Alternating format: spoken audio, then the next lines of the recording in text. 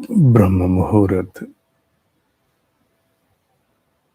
ध्यान उपरांत सत्संग आदिगुरु शंकराचार्य जी द्वारा रचित आत्मबोध श्लोक नंबर 28। जैसे दीपक के द्वारा प्रकाश उत्पन्न होता, अन्य सभी उसी के प्रकाश से ही प्रकाशित होते। अपने आप में उनके कोई प्रकाश नहीं, उस प्राप्त प्रकाश से ही वो प्रकाशित है। भले ही वो दीपक का कोई पात्र हो, स्वयं में पात्र, भले ही कोई अन्य पात्र हो, वो सब जो कुछ भी दिखाई देगा वो मूलतः दीपक के प्रकाश के कारण ही दिखाई देगा, अन्यथा नहीं। दीपक नहीं तो प्रकाश नहीं। दीपक, अब वर्तमान युग में आप विद्युत को मान रहे हैं, किसी काल में जब नहीं थी तो आप कल्पना करिए, अगर किसी कमरे में प्रकाश नहीं, कोई और दिन नहीं, रात्रि है, तो प्रकाश का स्रोत दीपक, दीपक नहीं तो प्रकाश नहीं। दीपक है तो प्रकाश है, और दीपक के प्रकाश से सब कुछ प्रकाशित है, सब कुछ। यहां तक कि जिस बर्तन में दीपक है वो भी, जैसे दीपदान जिसे हम कहते हैं, मिट्टी का दिया या दीपदान, वो दीपदान भी किससे प्रकाशित है? उस दीपदान में अपने में प्रकाश नहीं है, वो जो टिमटिमाती बाती है उसी के प्रकाश से वो दीपदान भी, स्वयं भी वो उसी से प्रकाशित है। हालांकि वो भी कहने को, वो दीपदान भी दीपक ही कहलाता है। जब मिट्टी का दिया, बर्तन कोई भी हो, मिट्टी का हो या दीपदान हो, मिट्टी का दिया उठा के जलता हो, दिया उठाते हैं तो मिट्टी का दिया भी, पात्र भी दिया कहलाता है ना? वो मिट्टी का दीपक भी दीपक ही कहलाता है जलने के उपरांत, और वो स्वयं भी प्रकाशित हो जाता है। पर क्या उसमें, उस मिट्टी के दीपक में अपने आप में प्रकाश है? नहीं है। जिस प्रकार उस मिट्टी के दीपक में अपने आप में कोई प्रकाश नहीं है, पर बाती जलने के उपरांत वो स्वयं भी दीपक ही कहलाता है,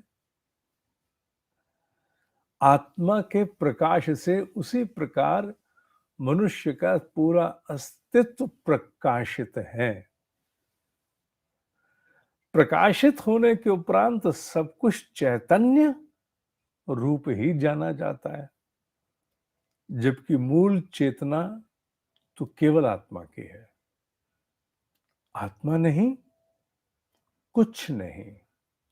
आत्मा है तो सब प्रकाशित होकर के सक्रिय हो उठते हैं। कुछ दिन पूर्व का उदाहरण, 2 दिन पूर्व का, सूर्य आकर के सामने वाले की खिड़की पे पड़ता है, और वो खिड़की क्या इस बात से इतरा सकती है कि मैं प्रकाश हूं? नहीं। ये बात सत्य है कि वो खिड़की, शीशे की खिड़की, सूर्य के प्रकाश के प्रतिबिंब को, उसकी रिफ्लेक्शन को अन्य स्थानों पर भी भेज के प्रकाश कर देती है, पर वो इतरा नहीं सकती कि मैं स्वयं प्रकाश हूं। वो आगे प्रकाश को फेंकने में सक्षम है शीशा, पर वो इतरा नहीं सकता मैं प्रकाश हूं। कुछ इसी प्रकार हमारे सारे भीतर के उपकरण, यहां तक कि बुद्धि, जिसे सबसे निकटतम, सबसे ऊंचा स्थान दिया गया, मन और बाकी इंद्रियां जितनी भी हैं, ये सारी मनोमय कोश, प्राणमय कोश में सिमटा दी गई। बुद्धि केवल केवल बुद्धि को विज्ञान में कोश का भाग माना गया, पर विज्ञान में कोश में होने पर भी वो जड़ है। हालांकि उसी के माध्यम से मैं सोच के बोल रहा हूं, तुम समझने की चेष्टा कर रहे हो। किससे हो रहा है? बुद्धि से।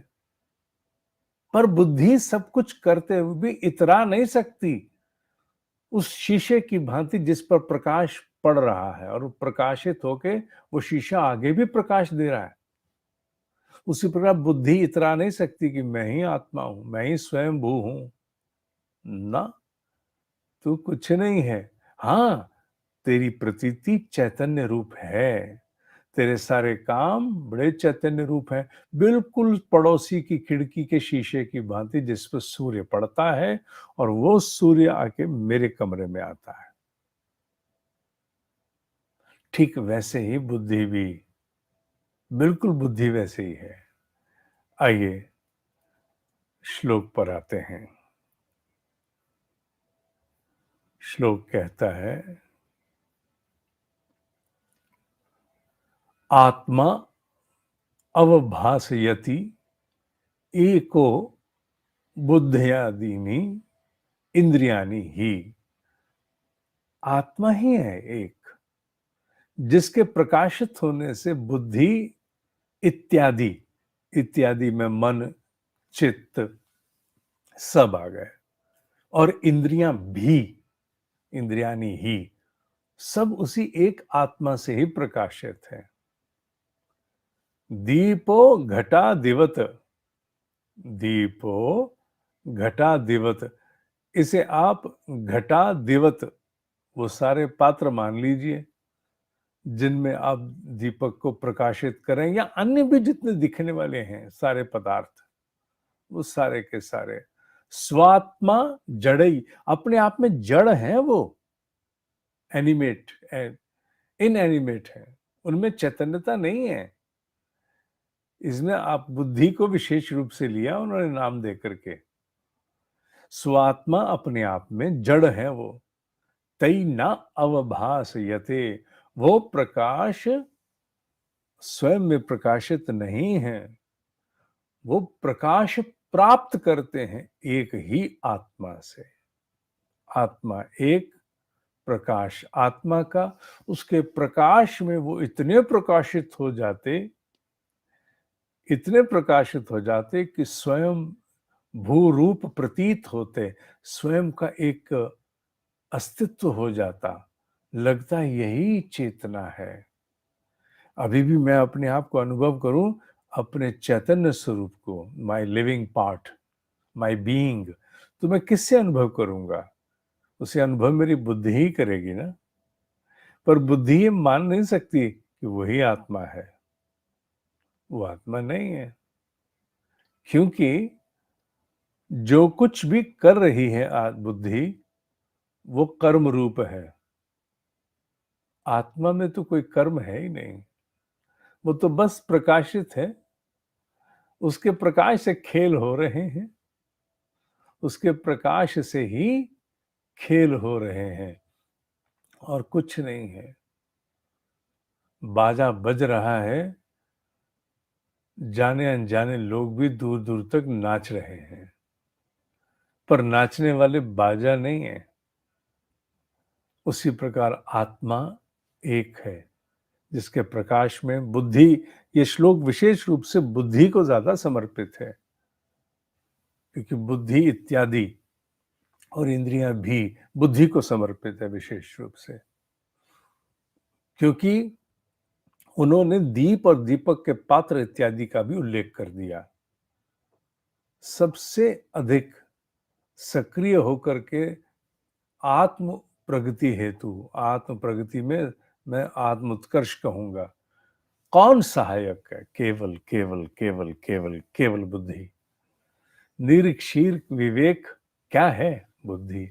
धियो यो न प्रचोदयात्, क्या है? बुद्धि। ये सब बिल्कुल ठीक है, फिर भी वो जड़ है, अपने आप में उसमें कोई प्रकाश नहीं है, अपने आप में उसमें कोई दम नहीं है। वो बुद्धि इतनी सक्षम होकर के भी है तो जड़ ही। प्रकाश चैतन्यता केवल एक की है। जैसे कोई हस्तक्षेप प्रत्यक्ष नहीं करना, जैसे कोई स्वयं कर्म नहीं करना, खेल उसका। कितनी मजे की बात है। खेल किसका? जैसे कुछ नहीं करना। सूर्य स्वयं कुछ नहीं कर रहा, सब उसके आसपास हो रहा है। इसी को प्रकृति का सृजन कहते हैं, इसी को वातावरण कहते हैं, एनवायरनमेंट। जब कोई वातावरण बन जाता है तो वो सब कुछ होने लगता है जो उस अच्छे वातावरण में होना चाहिए। आत्मा अपने आप में बस वो एक वातावरण है जहां कोई और कुछ नहीं हो रहा, उसके होने से सब हो रहा। ओम ही सत्य है, ओम ही सत्य है, ओम ही सत्य है।